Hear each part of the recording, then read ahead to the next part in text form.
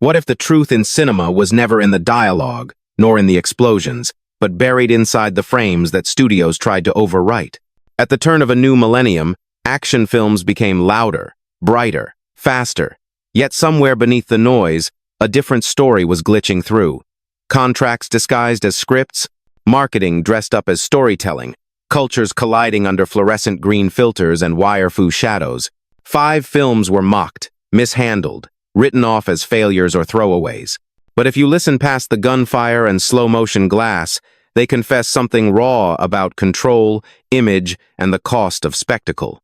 These are the 5 films that revealed what Hollywood tried to hide. The late 990 seconds and early 2000s were an identity crisis for Hollywood. The age of muscle-bound heroes was fading, replaced by computers, quick edits, and a new obsession: control.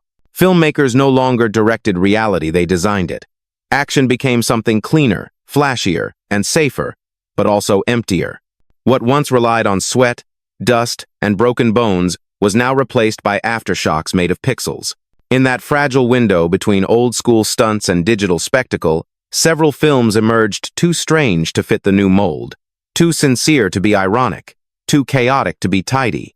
They were criticized, dismissed, or buried, yet each carried a mirror to the industry's own fears. Ballistic Ecks versus Sever was ridiculed as nonsense. Ticker was patched together from recycled film stock. The Big Hit laughed at masculinity itself.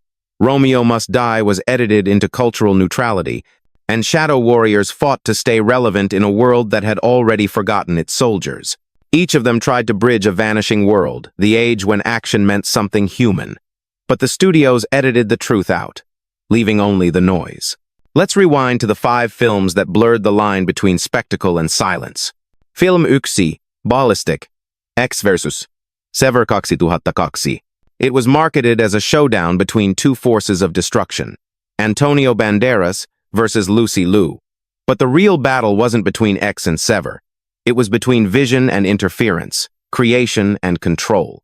Directed by Wich Kausayananda, Ballistic Ecks vs. Sever was born from chaos. Scripts were rewritten mid-shoot, action scenes re-edited before completion, and studio executives cut entire character arcs to chase what they called style appeal. The result? A film so fractured that it became a metaphor for its own making. Critics called it one of the worst films ever made. They weren't wrong about the mess, but they missed the reason why. Beneath the overexposed lighting and jittering explosions, Ballistic wasn't about agents or assassins. It was about what happens when art loses its identity under corporate precision. Liu's silent fury, Banderas's weary stares both felt trapped inside a story being constantly rewritten by invisible hands. There's a moment when Sever stands alone in a warehouse, fire surrounding her, as if the film itself is burning down. That wasn't just spectacle, it was prophecy. The practical action era was ending, and this was its funeral pyre. Ballistic didn't fail because it was empty. It failed because it revealed too much about an industry already surrendering to machines. Film 2, Ticker 2001. A bomb ticking under a city. A cop chasing shadows. Steven Seagal stepping in halfway through the chaos. On the surface, Ticker looked like every late-night action rerun you've ever scrolled past, but behind the recycled explosions was something stranger. Directed by Albert Pune, the film was built from fragments. Entire scenes were lifted from the director's earlier movies. Dialogues were spliced together from unused footage. Even Seagal's role, supposedly the star attraction, was a collection of disconnected moments shot long after the story was done. Ticker wasn't filmed. It was assembled, like a puzzle missing half its pieces. But look closer, and the chaos feels intentional, a subconscious confession from a system running out of truth. Seagal's cryptic one-liners, Madsen's exhaustion, and the endless shots of clocks and timers all feel like metaphors for an industry on countdown. Hollywood was detonating its old form of storytelling, trading coherence for spectacle. When the final explosion erupts, it's not just the villain's bomb going off. It's the end of a certain kind of honesty, the handmade chaos that once defined 80 seconds and 90 seconds action. Ticker didn't mark the fall of a hero. It marked the moment cinema learned to fake its own heartbeat. Film 3, The Big Hit, 1998. Before the millennium turned, before superheroes monopolized violence, there was The Big Hit, a film so self-aware it laughed at its own bloodstains. Directed by Kirk Wong and starring Mark Wahlberg, Lou Diamond Phillips, and Christina Applegate, it was sold as a cool hitman comedy. But what it really delivered was a mirror aimed squarely at Hollywood's obsession with the marketable man. Wahlberg's character, Melvin Smiley, is a professional killer terrified of disappointing people. He murders by day and apologizes by night. Every frame mocks the consumer culture of the 90 seconds. A man defined not by conscience, but by customer satisfaction. Even the soundtrack, a wild mix of hip-hop, funk, and irony, feels like a commercial break on the verge of collapse.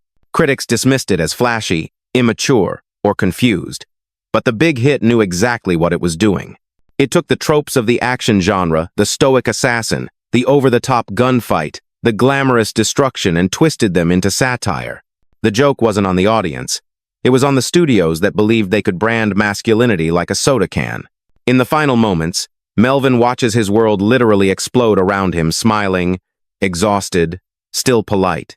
It's absurd. It's tragic. It's Hollywood. A business so eager to sell redemption, it forgets to mean it. Film 4. Romeo Must Die. 2000.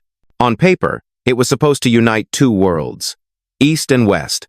Martial arts and hip-hop. Jet Li and Aaliyah. Romeo Must Die was meant to be a celebration of crossover culture, but somewhere in the editing room, that dream was rewritten into something safer. Andrei Bartkowiak's direction carried style. Wire-fu. Choreography. Ultraviolet lighting. Slick soundtracks pulsing with early 2000s swagger. Yet beneath the gloss was a quiet erasure. Jet Li's character was stripped of his romantic arc with Aaliyah. Their kiss filmed, tested, and then removed, vanished from the final cut. The studio feared audiences weren't ready for an interracial romance, so love was reduced to a glance, a handshake, and silence. It's ironic. The film's title promised tragedy, but the real death was emotional honesty. Romeo Must Die became a polished cage for two brilliant performers, both gone too soon, both forever frozen in a movie that dared too little. Still, flashes of truth survived. The way Lee moves like grief made flesh. The way Aaliyah looks through him, as if aware their connection had been edited out. That final freeze frame isn't just an ending, it's an autopsy of what Hollywood was afraid to show. It wasn't romance that died, it was courage. Film 5. Shadow Warriors. 1997. By the time Shadow Warriors hit cable television, the age of the American action hero was already fading.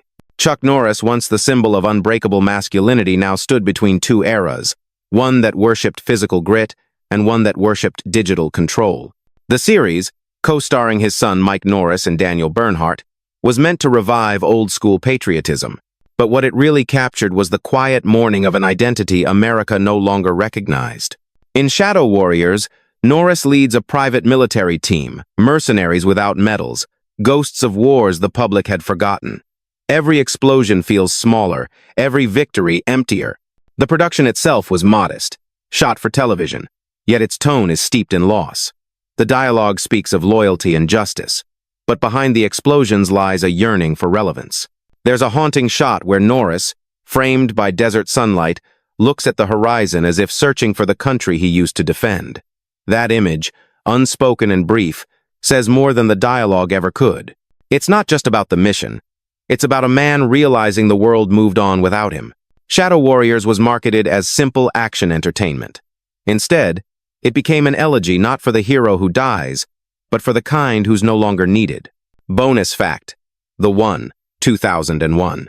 Between Romeo Must Die and Ballistic Ecks versus Sever, another film flickered through Hollywood's fractured lens, The One. Jet Li again, caught between dimensions, hunted by himself. On the surface, it was science fiction martial arts, but beneath the CGI sparks, it was an existential question Hollywood didn't want to ask. What happens when every version of you has already been sold? Directed by James Wong, The One presented a multiverse years before Marvel turned it into a franchise. But instead of superheroes, it gave us identity collapse. One man multiplied into consumer archetypes. The studio pushed it as a visual spectacle. Test audiences demanded more action, less silence. The original script had moments of reflection, showing Lee confronting his own moral erosion. Those were cut. The pace quickened. The meaning thinned. Still, traces of defiance remain. The flickering lights during the final duel, the rain that looks like falling code, and Lee's final expression neither victory nor relief, just fatigue. It's the face of a performer trapped inside the very system he helped globalize. The one didn't fail because it was misunderstood. It failed because it told the truth too early, that individuality was already dying, replaced by marketable versions of the same man. Some films fail on screen, others were never even allowed to fail. By the early 2000s, action cinema had become an echo chamber full of noise but hollow at its core. These films, dismissed and forgotten, weren't just commercial failures, they were transmissions from a collapsing era. Every misplaced explosion, every mismatched edit, was a symptom of something deeper. Hollywood's fear of imperfection, of humanity, of anything that couldn't be controlled in post-production. Ballistic Ecks versus Sever showed what happens when technology consumes story. Ticker revealed the decay of authenticity. The big hit mocked the commodification of violence. Romeo Must Die mourned the censorship of connection. Shadow warriors stood at the border between belief and obsolescence. Together, they formed an unintentional requiem for the age when men bled, cars exploded for real, and stories stumbled but still felt alive. The frames may have been edited, but the ghosts inside them never left.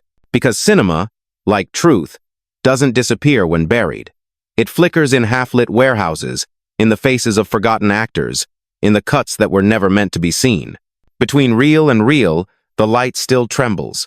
Every cut hides a story. Every failure leaves behind a trace of truth the studios couldn't quite erase. These 5 films remind us that sometimes what's lost in the edit is more honest than what remains on screen. So the next time you see an action film that feels broken, look closer, the cracks might be where the truth escaped. Do you think these movies truly failed? Or were they buried alive by design? Real secrets, where the truth was always in the edit.